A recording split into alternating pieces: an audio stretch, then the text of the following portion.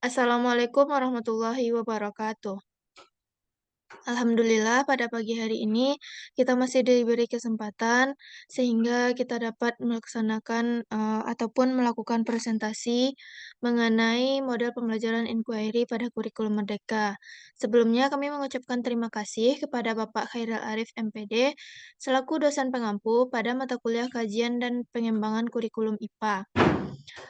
Baiklah, kami dari kelompok 4 yang beranggotakan saya sendiri Sylvia Azahra dengan NIM 2223108 sebagai moderator dan rekan-rekan saya, Sintania Anggraini, Syifa Salsabila, Sylvia Virginia sebagai pemateri.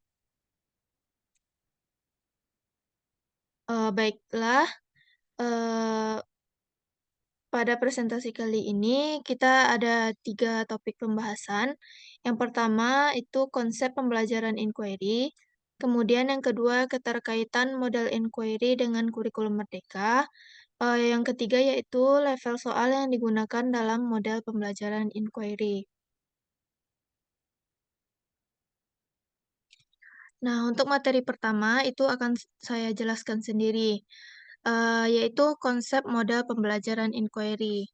Nah, inquiry secara umum merupakan proses manusia untuk mencari atau memahami informasi. Hal ini menurut Budianto tahun 2019.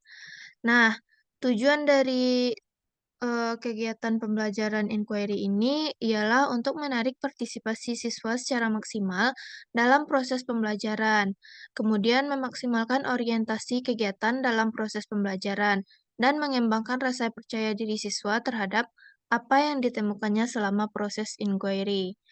Kemudian, eh, menurut Riyadi tahun 2008, inquiry adalah suatu cara menyampaikan suatu pelajaran dengan mempelajari sesuatu secara kritis, menganalisis, dan berargumentasi dengan menggunakan langkah-langkah tertentu untuk mencapai suatu kesimpulan. Kemudian menurut Kusnandar tahun 2010, ia menyatakan kalau pembelajaran inquiry ini merupakan kegiatan pembelajaran di mana siswa didorong untuk belajar melalui keterlibatan aktif mereka sendiri dengan konsep dan prinsip serta guru mendorong siswa untuk mengalami dan melakukan pengalaman yang memungkinkan segera menemukan sendiri prinsip tersebut.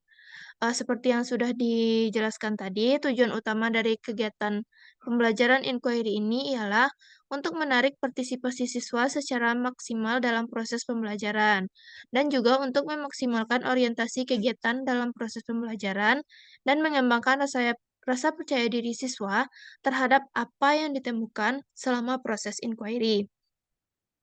Nah, kondisi umum yang membentuk aktivitas inquiry siswa adalah aspek sosial di kelas, serta suasana terbuka yang mendorong diskusi, inquiry yang berpusat pada hipotesis dan penggunaan fakta sebagai bukti. Nah, untuk menciptakan kondisi tersebut, pendidik mempunyai peran sebagai motivator, pembimbing, penanya, manajer, dan sebagai rewarder. Nah, pembelajaran berbasis inquiry ini memiliki ciri-ciri sebagai berikut. Yang pertama,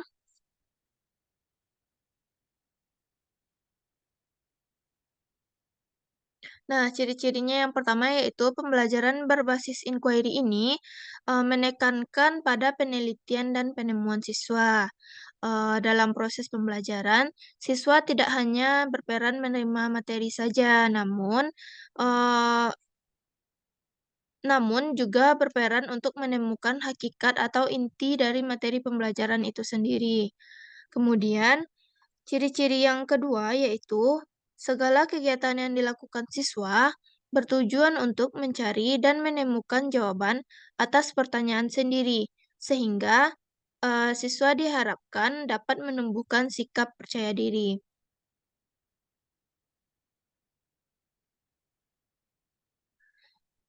Selanjutnya yaitu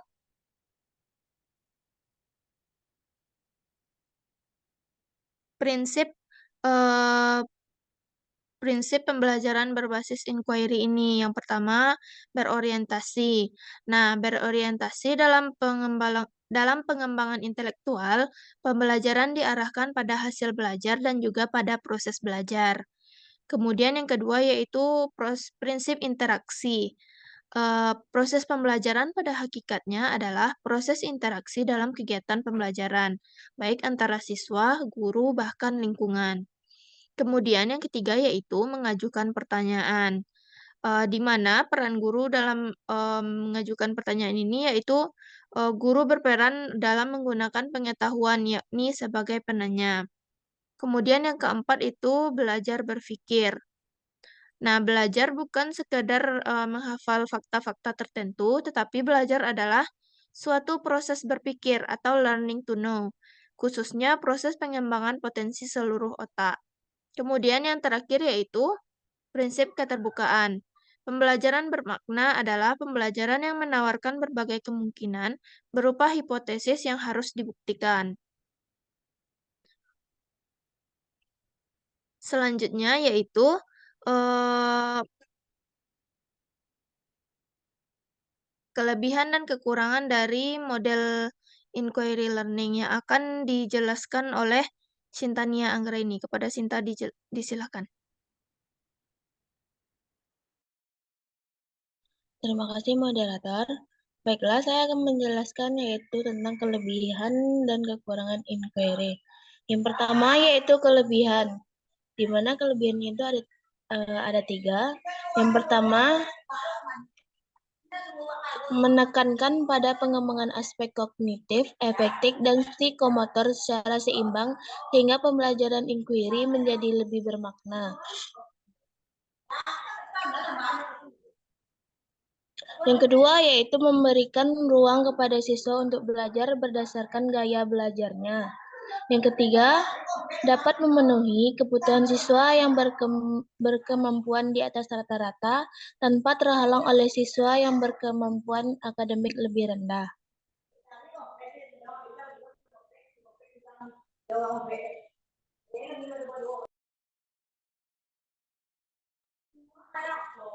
Selanjutnya yaitu kelemahan model pembelajaran inquiry. Yang pertama, kesulitan mengendalikan waktu belajar, aktivitas, dan keberhasilan siswa. Yang kedua, perencanaan belajar sulit dilakukan karena bertentangan dengan kebiasaan belajar siswa. Yang terakhir, kriteria keberhasilan belajar ditentukan oleh kemampuan siswa menguasai materi pembelajaran. Sekian dari saya, kembali kepada moderator. Baik, terima kasih kepada Sintania. Selanjutnya yaitu langkah-langkah atau sintaks dari model inquiry learning yang akan dijelaskan oleh Syifa Salsabila. Kepada Syifa disilahkan.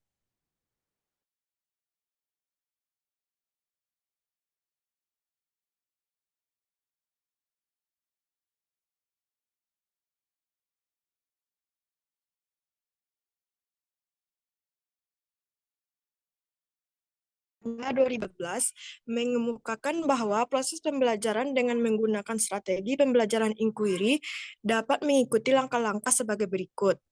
Langkah yang pertama yaitu orientasi. Fase orientasi merupakan fase yang bertujuan untuk mewujudkan suasana atau lingkungan belajar yang responsif.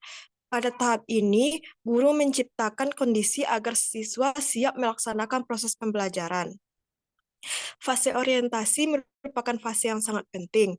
Keberhasilan strategi pembelajaran berbasis inquiry sangat bergantung pada kemauan siswa dalam menyelesaikan aktivitas yang menggunakan kemampuan pemecahan masalah yang dimilikinya.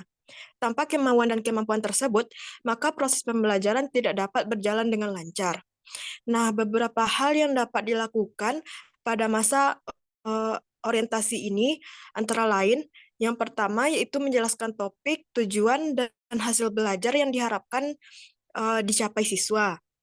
Yang kedua itu menjelaskan kegiatan pokok yang harus dilakukan siswa untuk mencapai tujuan. Pada tahap ini dijelaskan tahapan penyelidikan dan tujuan setiap tahapan, mulai dari perumusan masalah hingga penarikan kesimpulan.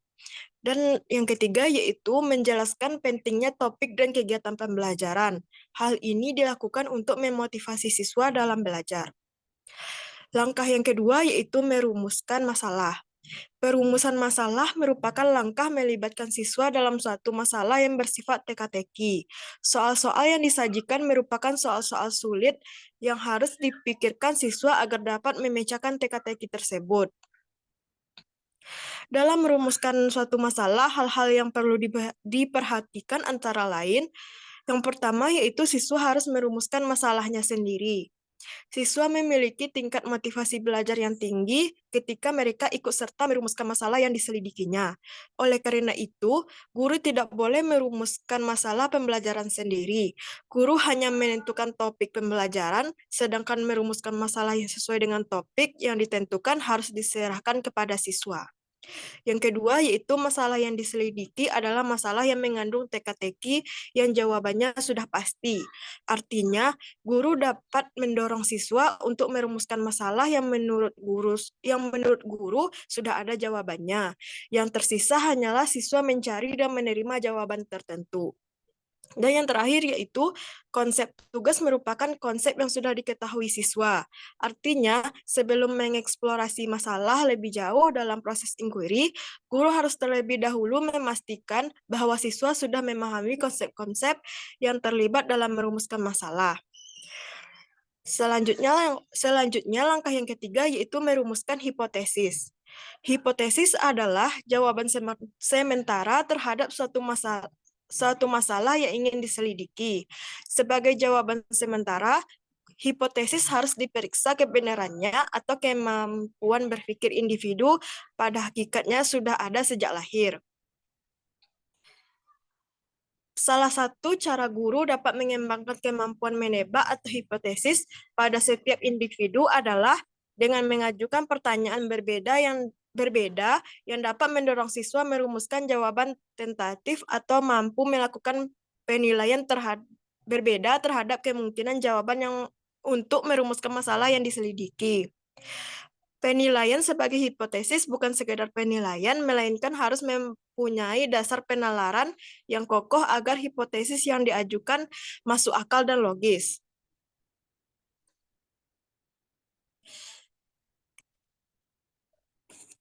Selanjutnya, langkah yang keempat yaitu pengumpulan data. Pengumpulan data adalah kegiatan mengumpulkan informasi yang diperlukan untuk menguji hipotesis yang diajukan.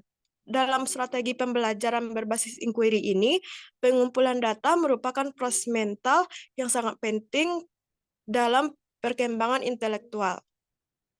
Proses pengumpulan data tidak hanya memerlukan motivasi belajar yang kuat, namun juga ketekunan dan kemampuan menggunakan potensi berpikir yang dimiliki.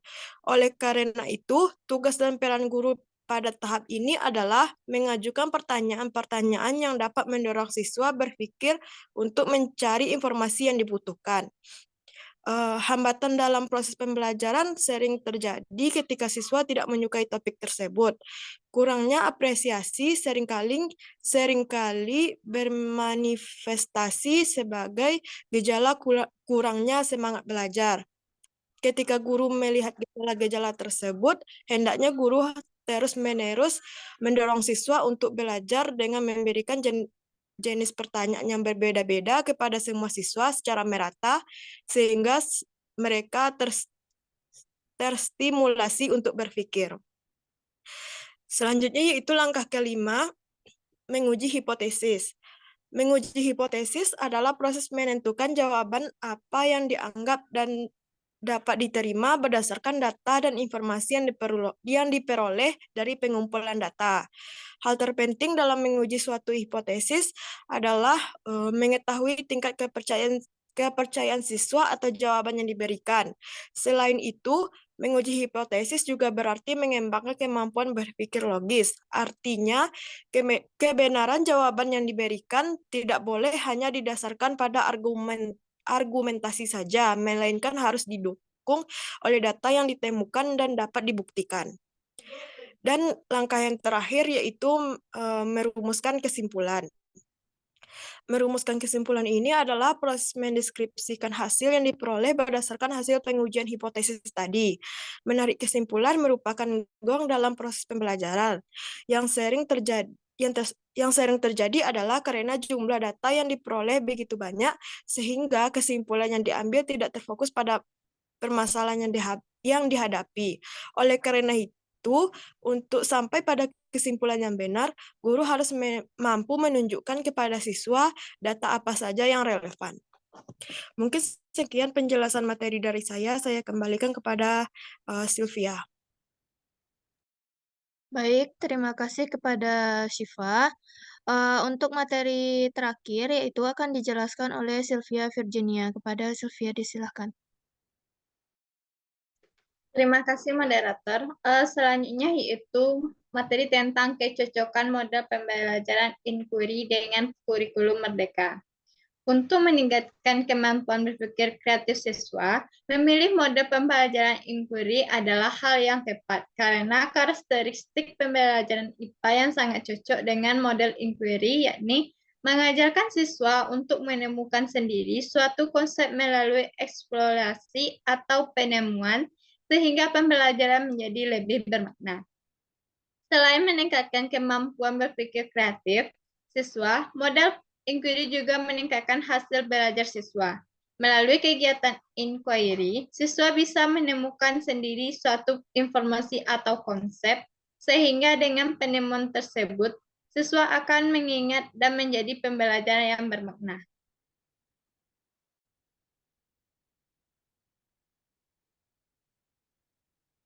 Level soal yang digunakan dalam model pembelajaran inquiry yaitu level soal yang cocok digunakan, yaitu adalah HOTS, High Order Thinking Skill, karena dapat mengembangkan pemahaman yang lebih mendalam, keterampilan berpikir kritis, dan kemampuan berpikir analitis siswa. Soal HOTS biasanya merangsang siswa untuk berpikir kritis, menganalisis, dan mengevaluasi informasi secara mendalam. Dalam mode pembelajaran inquiry, siswa diajak untuk bertanya, menyelidiki, dan menyusun argumen berdasarkan bukti. Soal-soal HOTS mendukung upaya ini untuk menuntut pemikiran kritis. Mode pembelajaran inquiry mendorong siswa untuk mengembangkan solusi kreatif atas pertanyaan mereka sendiri. Soal-soal hot sharing memerlukan pemikiran kreatif dan solusi yang tidak konvensional. Model inquiry mempromosikan pengembangan keterampilan penalaran yang kuat. Soal-soal hot memungkinkan untuk berlatih dan merumuskan argumen berdasarkan bukti dan mendukung klaim mereka. Soal berkategori hot yang dimaksud adalah soal yang berada pada level C4 sampai C6. Baiklah, hanya sekian materi dari saya kembalikan kepada moderator. Baiklah, terima kasih kepada Sylvia Virginia. Saya ingin menambahkan sedikit. Jadi, model pembelajaran inquiry learning ini cocok untuk mata pelajaran yang berbau dengan eksperimen atau percobaan. Contohnya, kalau di SMP, mata pelajaran IPA. Kemudian, kalau di SMA, seperti biologi, fisika, dan kimia. Baiklah, sekian pemaparan materi dari kelompok kami, kelompok 4. Terlebih dan terkurang kami mohon maaf. Saya akhiri. Assalamualaikum warahmatullahi wabarakatuh. Waalaikumsalam warahmatullahi wabarakatuh.